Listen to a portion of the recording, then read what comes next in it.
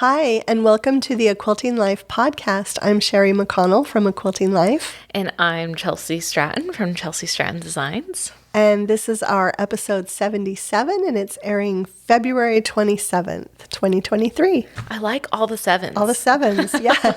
That's supposed to be lucky, I think, right? Yes, 777. Yeah. So, yeah, we're excited to be here. We have a lot going on, and we're both very busy right now sewing with a new collection. And so we decided for this episode, we still had kind of a backlog of listener questions we hadn't been able to get to. So many. Yeah, and some of them are actually good topics to discuss too. So that's kind of what is on the agenda today. But first, I'm going to mention our Cozy Earth sponsor, who we love working with. And Cozy Earth is the brand that has been featured on Oprah's Favorite Things several times for different products. And they have loungewear that is just absolutely wonderful. Chelsi and I both have that. They have sheets. They also have other premium bath products like waffle towels. And all of these products are made from viscose from bamboo. And there's, in the towel line, there's a plush collection along with a waffle collection, and I believe they have some throw size blankets coming out soon too. Yes. So why are we not wearing the pajamas? Yeah. Can we have one pajama day on the podcast? That's not a bad idea. Oh, yes, thank you. Billy supports it, so we'll be able to do it. So we're really grateful for the Cozy Earth sponsorship. It helps out with our podcast. And just as a reminder, use the code AQuiltingLife for 35% off of everything from Cozy Earth's website, site-wide. Okay. And then we are going to let Chelsi talk about her quilts that she's got here today. Okay, so on the wall, we have Morning Walk, and I made this using our Seashore Drive collection. And I just kind of been feeling like a transition. It's been really, really cold here, so I got out some Seashore Drive quilts because February is almost over. And I love this one. It is log cabins, and you use a fat eighth bundle actually to make this one. And Marion Bott did the quilting on it. Beautiful. I love log cabin blocks. Oh, isn't it cute with the flowers? It's like little flowers in the design, but it's like loopy flowers. It's really cute. So Morning Walk is a favorite of mine. And then on the table, so I actually shared this. I know that this podcast is later, but I shared this on my Instagram yesterday for Valentine's Day. Oh, and this was a while ago. Like, we're obviously on a different day. But I pulled this one out because I love it so much. And I designed hearts at home, and then I had to do a hearts at home too, because I could use honey buns with it. Right. So it turned out really, really cute. And this is actually our Harper's Garden collection. Yes. So log cabin blocks with hearts. And this one you actually use honey buns on as well. And you use all the low volumes in it. Like, though, you get good usage out of that. So I kind of wanted to show two log cabin type quilts, but one is a fat eighth and one is a honey bun. Yeah. That's a good pairing. Yeah, right? I like it. I love it. So those are the quilts. Yeah. And then one more thing before we get started too. On the table, you'll notice this is the boxed kit from Fat Quarter Shop for the Bountiful Charity Sew-Along, which benefits the Make-A-Wish Foundation for Central and South Texas. This is the 10th anniversary of Kimberly's charity quilt along, and this year's quilt was designed by Corey Yoder, featuring her sun-washed fabrics. And they actually sent me the quilt, and you can see that in the video from Monday, February 20th. If you look here on the YouTube, I filmed really up close with the quilt and also with this kit. And the thing that's this quilt along is just around the corner. It's starting on Friday, March 3rd.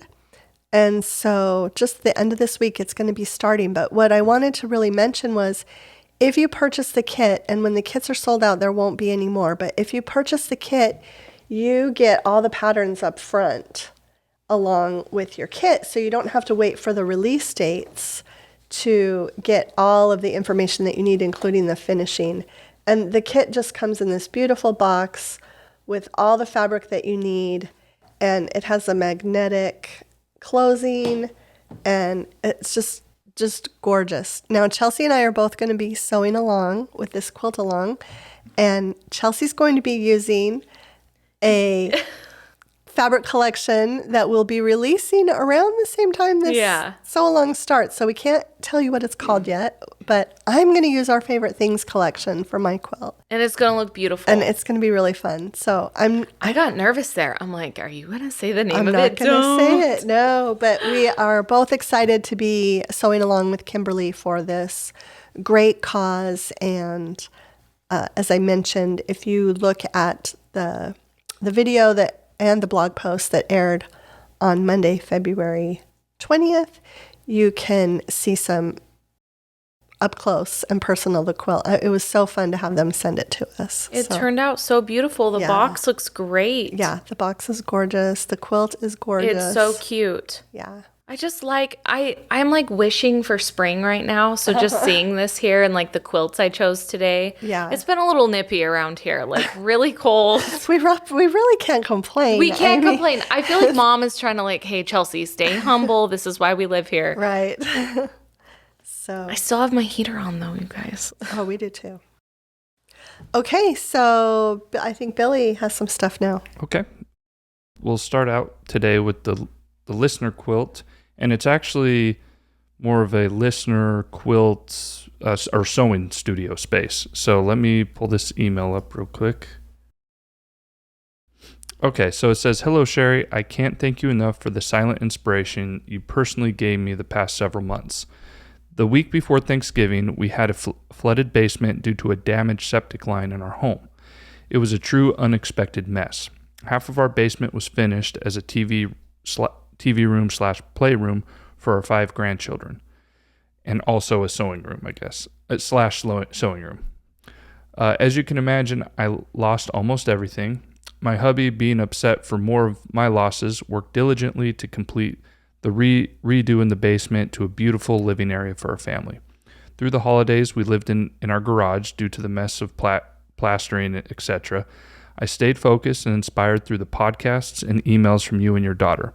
I was not able to sew through the 8 weeks, but found myself making lists, taking notes, and dreaming of our new area to create. I feel your words of inspiration were my encouragement I needed to get through an unexpected mess, especially through my favorite time of the year.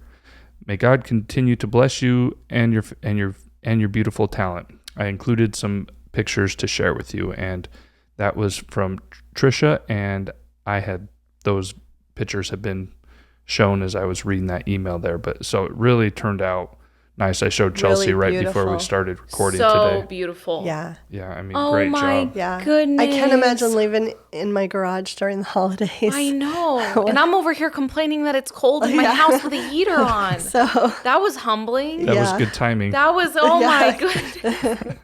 Yeah, because I didn't tell you the whole story about it. You didn't tell me the whole story. The pictures he Yeah. just showed me, they look stunning.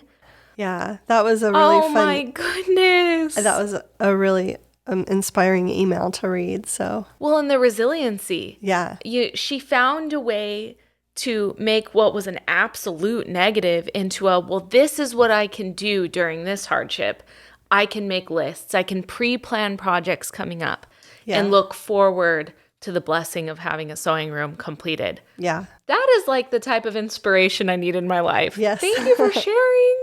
Well, it's good to hear too, though, that the podcast helped her, Through get a through difficult that time. time. Yeah. That's really good to hear. We get comments like that quite a bit, so those are appreciated. And that sort of leads me into the next thing that we're going to talk about. And I just wanted to give a thank you to everyone from the last episode. We talked about the podcast subscriptions and the YouTube super thanks, and an overwhelming amount of you. We have new subscribers and a lot of super thanks. It really took me off guard how much you guys helped us out and was supporting the podcast. So I just wanted to say thank you. That was really neat to see. And that we're gonna put that to good use, and we've already been talking about some things to help improve the podcast. So we really do appreciate all the support. I was going to ask you too. I meant to look today before we started, but are we at 80,000 subscribers on YouTube now? Yeah, we are. Yeah, we are at thank the you for 80,000 that. mark. Yeah, we should say thank I you knew for we that. were in the high 70s for a Yeah. while, and then I got busy and I didn't check. So Yeah. Yep. So yeah, we are wonderful. hit another Yeah. 10,000 mark. So thank Yeah. Oh my you for that goodness. as well. yeah. That's super cool. I always notice it when it gets close to the next Yeah. 10,000. the next number. Yeah. Sure. Oh my Well, goodness. if we do get to that 100,000 mark at some point, then maybe that we could decorate it over here. Yeah. Because they send you the silver YouTube thing. Oh yeah. You know. What? Yeah. I don't know how much I YouTube you watch. At Fat Quarter Shop, she has some different She things has for Yeah. the those? numbers of Yeah, you get different things plaques. for having. Oh, certain amount we are of- throwing a party on the podcast. Is that? Well, most YouTubers do an unboxing when they get their Yeah. 100,000 plaques. So we that could would do be that. really fun. That's Yeah. so cool. That's a good goal. I don't know where we were a year ago. You know how long Yeah. it took us. Yeah, I could look it up, but Yeah. I think it was. I don't know. It might have been more around 60. Okay. I imagine. I'm not Yeah. 100% sure, but Oh. yeah. Yeah. But it's growing, and yes, we do appreciate that. Yeah. And then we also have to talk about a little feedback from the last episode because I was super surprised. Yes. The whole Valentine's Day discussion. I have the comment section right here, and all the super thanks, by the way. Also, I made sure that we responded to all of those that we got from that episode, but overwhelmingly, a lot of people agreed with me, and I was really surprised. I could not believe how many people said, "Billy, we agree with you on your Valentine's Day, not theory, but your feelings about Valentine's Day. We think the same thing. It's over commercialized. We do something." You know, a lot of people did mention though that they do take that time to do something for their kids, just to show their kids that they're appreciated and loved. And I thought that was neat. But yeah, a lot of people were really on my side, and I was shocked Billy's by the like, percentage. Yeah. I even got an email too. It was somebody that I'll have to show it to you. She wasn't able to figure out how to leave the comment on YouTube, so she emailed me. So, okay. but she agreed with you also. So That's so funny. yeah. And then somebody she sent a super thanks, and she left a really heartfelt story about why that day does have significance to her. They were able to adopt their son and take him in on that day. So that was really neat story to hear though. And she's like, I'll never look at Valentine's Day the same. I'm like, I completely understand 100%. with that. But yeah, just really, I was pretty shocked. And then we had some other people that, had left some comments about lessons that they've learned through quilting, how therapeutic it can be, how it can just sort of take you to a different state of mind and place. There were some other ones there too, but a lot of really great feedback from both of the topics last week. So want to thank everyone for that. Yeah, I need to go through and read those comments. So. Yeah, and I mean, by the time we're only recording this a few days after it was released, so you'll have some time, but to do that. But yeah, they came in pretty fast and furious with the Valentine's Day topic. Yeah. So anything else before we jump into listener questions, or ready to we're good. answer some? Yeah. So like my mom mentioned, I was looking and I said, the next listener question episode actually isn't until the end of May.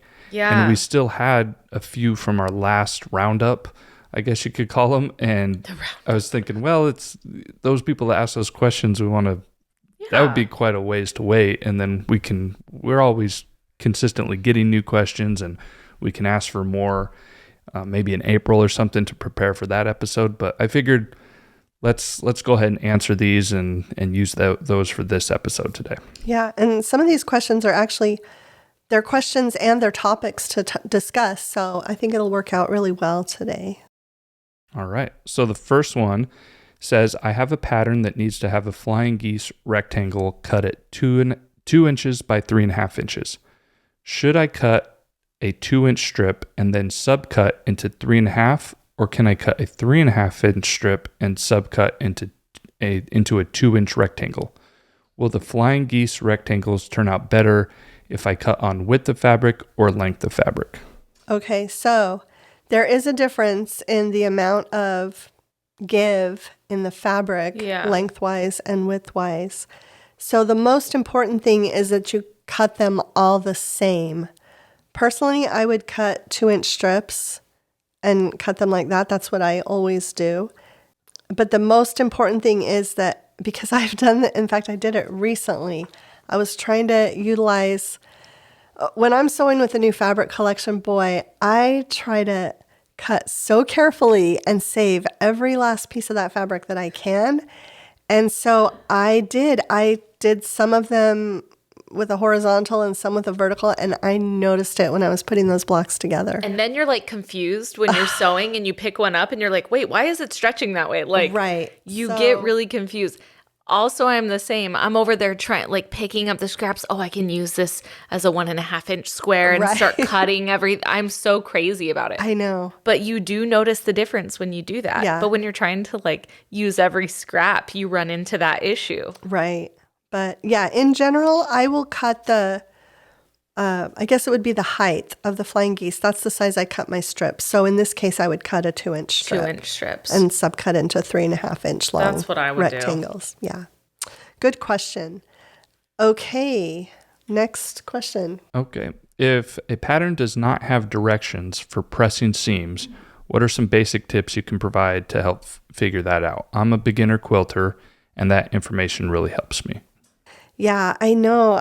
This is something that is really tough. I think the longer that you sew, you start thinking about it as you're doing it, how those seams are going to fit together. But basically, I will press to the dark unless it's going to affect pressing later, I think is my number one rule of thumb. I also am not afraid to press seams open. That used to be kind of a big no-no in quilting, I feel like. And then Pressing seams open? yeah, I feel like it was, Really? yeah. And then I feel like people just started doing it and saying, Yeah. hey, this is going to be better for the block. It's going to Overall, it have will. less bulk. Yeah. So, yeah, but I would generally just look and see, where those seams are going to intersect if you can figure out, if there aren't any pressing instructions included. And that's why I do, on my block of the month videos, I try to always remember to show the back of the block so Yeah. people can see how I pressed. So I have thoughts on this because Okay. I would say, now I've been quilting 6 or 7 years, but I was actually a kind of a recent beginner quilter because I started later. Right. And I would absolutely have a meltdown when I was reading my first few patterns I was making of quilts because some of them wouldn't have the pressing. And I'm like, what am I going to do? Because I Right. just wasn't, my brain wasn't like, oh yeah, this is what this is how you press. Now that's how it works. I don't even Right. have to think about it. Right. But just this person is saying, I'm a beginner quilter. Yeah. I understand why you're stressed about this. Yes. But I typically I'll press towards the dark. Mm-hmm. But you kind of do have to look at it. And for example, I'm doing my blissful blocks for the 30 Days of Love sew along. And I've been just doing 1 block a day, right? Uh-huh. So guess what I ran into? I'm pressing all the blocks the exact same and there's no sashing. Oh. So I am like, oh, now I'm forced to press open. To go back and Or go back. at least on every other. Yes. And so when I Right. first made the so what I'm saying is if I I could have stopped that by pressing open. Then I Right. wouldn't have run into that issue. Right. I didn't know that it was such a no-no. It's just that I don't like to press open because it takes more time.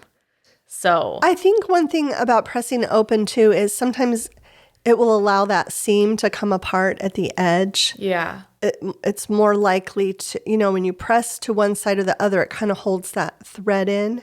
And if you haven't backstitched and you press open, then you see the Right. little split. you can see the split in the fabric. So I think that's probably one reason for that. But boy, sometimes you just need to press it open to.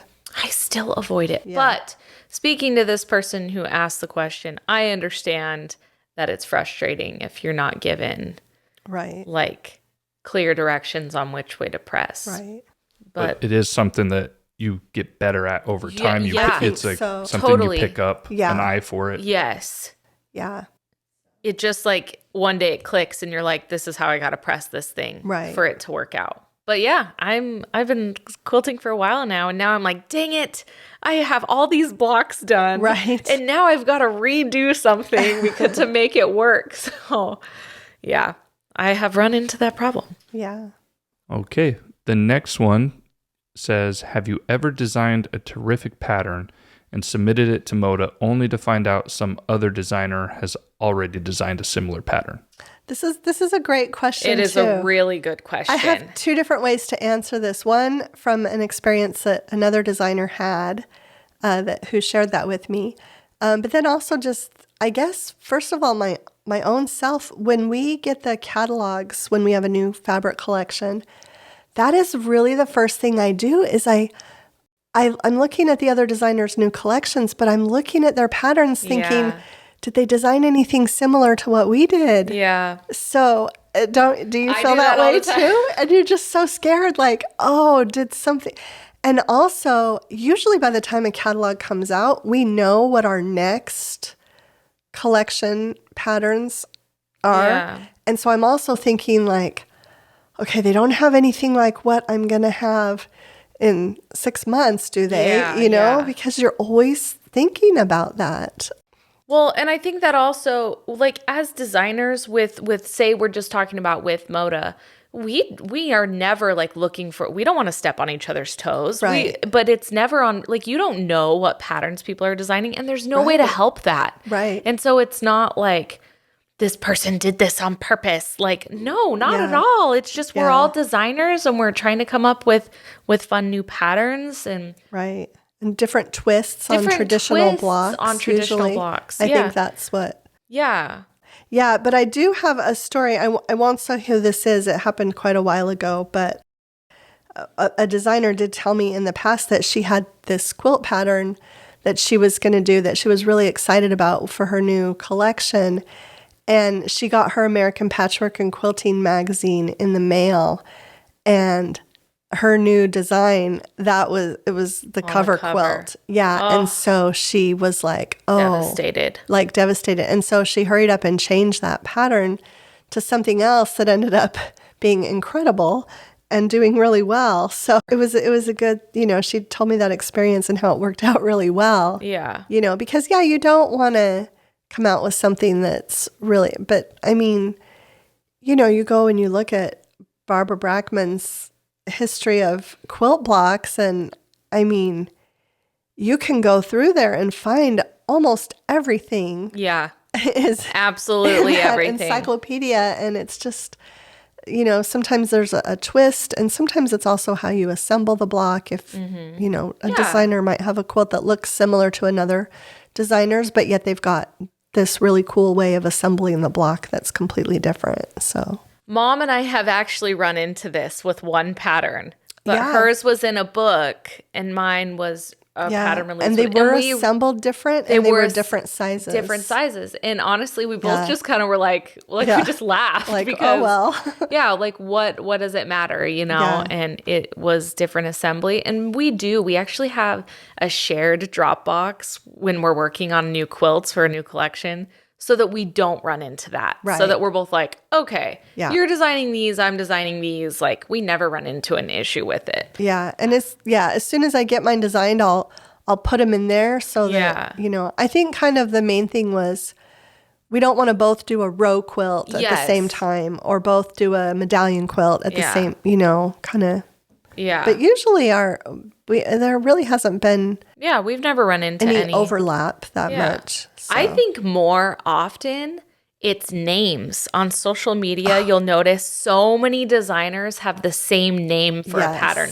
And Yeah. so I'm like, wait a minute. Like, I have this name for this pattern, but it's like 30 people. It's have like, named their quilt that same I've named their thing. quilt that. And Right. you just can't like control that. Yeah. Like, and someone even emailed me about it, and it was a pattern that I had in in a catalog. And so I had submitted that information months prior. Right. And so they were like, hey, I just named my new pattern this.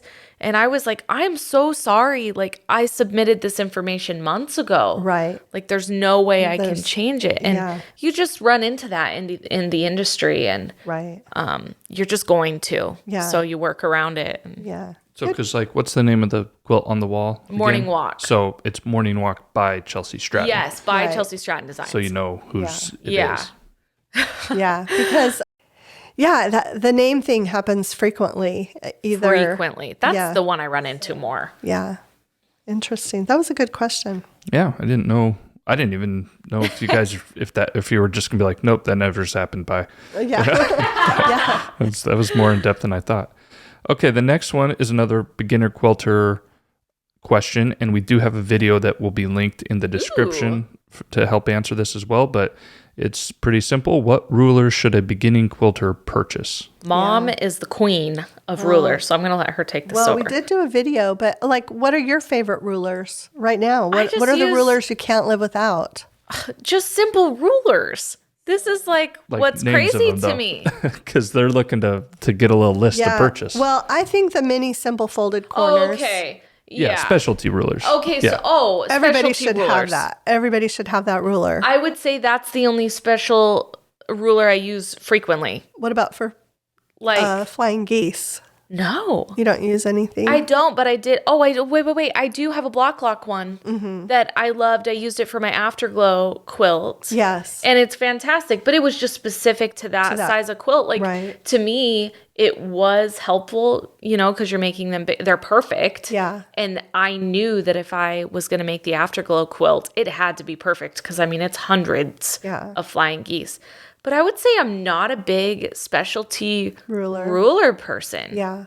Oh, No, wait. I feel like that's a specialty ruler. the stripology. The stripology ruler, I stand by. Very helpful. So helpful. For so cutting- I guess, I guess I have a few. Yeah. But besides that, I'm just like, give me a 6.5 inch by 6.5 inch square ruler, and I think a lot of it depends on what size blocks you sew most frequently too, because if you're sewing small things, you want some smaller rulers. You don't want to be wrangling a large 12 by 12 ruler if you're cutting something that's 3.5 by 3.5. So I really, really love my creative grids. It's a 4.5 by 8.5.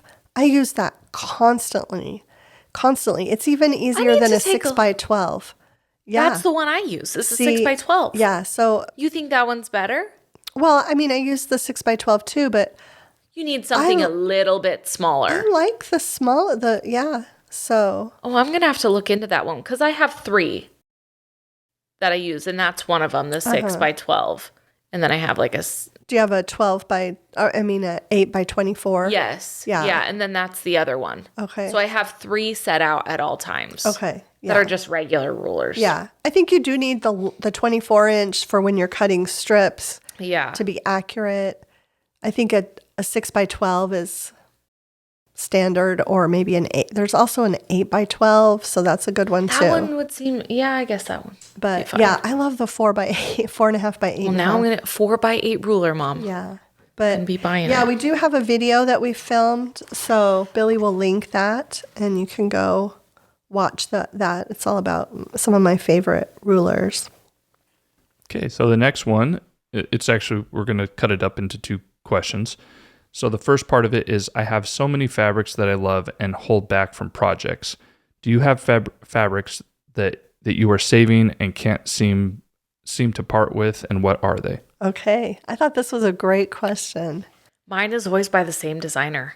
Who? Always. Holly. Oh, Holly. Yes. Holly of Urban Chicks. Yes. Here's the thing. I have a whole bin of her cheeky fabrics. Do you remember that very vintagey looking? Yes. And I've already made one block of my Hearts at Home 2 in it, because the scraps, they're all basically strips.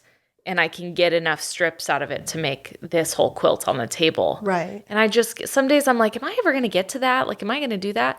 But then she has her kitty corn Halloween. She does vintage really well. And I have some of that fabric, and I haven't made anything with it yet. Because it has to be the perfect project. Right. But then it will sit on my shelf forever. I had a friend come over and she's like, ooh, what is this Halloween collection? Yeah. And I'm like, don't touch it. Like, I know. And I even got some background fabric and some border. Like, I have stop it. stuff You have some of it in stock? Yeah. Look at her. Not enough to share, though. Yeah, not sharing with you. But yeah, I just got to figure out what I'm going to make with that one of these days.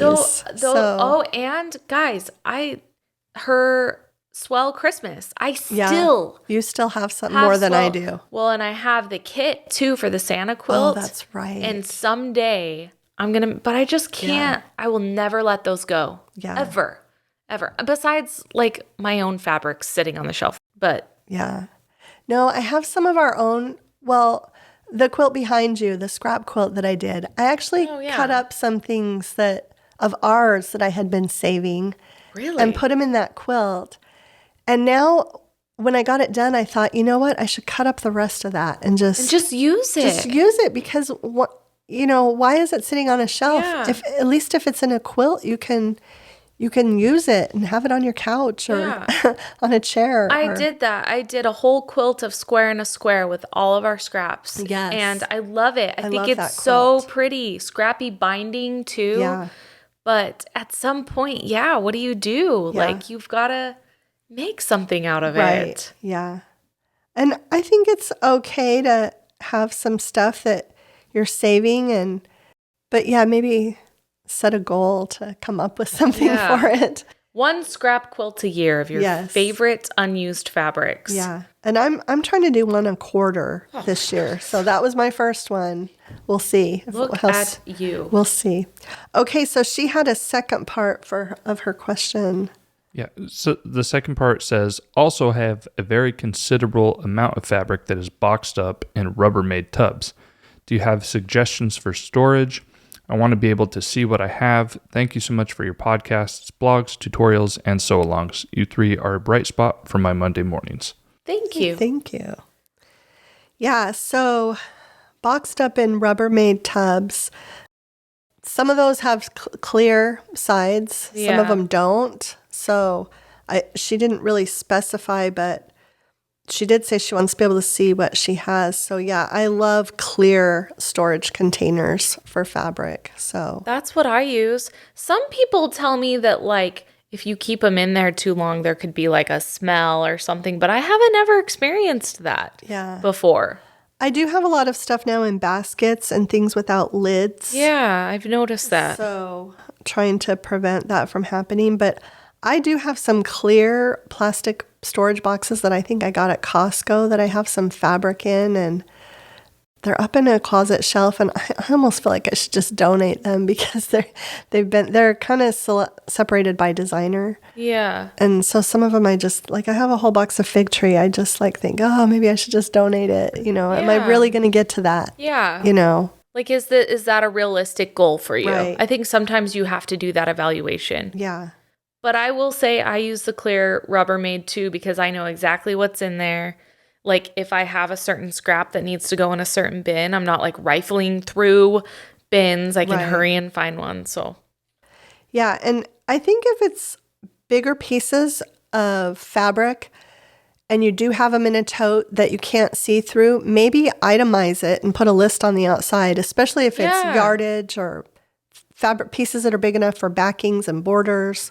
Maybe just itemize it on the outside of the tub. Oh, I like that for bigger pieces. Yeah. That's genius. Yeah. So hopefully that helps. I think everyone has to work through how to store and organize their own fabrics. I actually just wrote a blog post on this the other day that just really hit a chord with a lot of people. It was called, we'll link it for everyone, but it was 5 tips for purging your stash. And I got a few comments that said, hey, I don't want to purge my stash. I love it. But I took some things that I had taken from some other organizing people and put it in there. And it seemed to be really helpful for a lot of people to kind of look at their stash and realistically think about,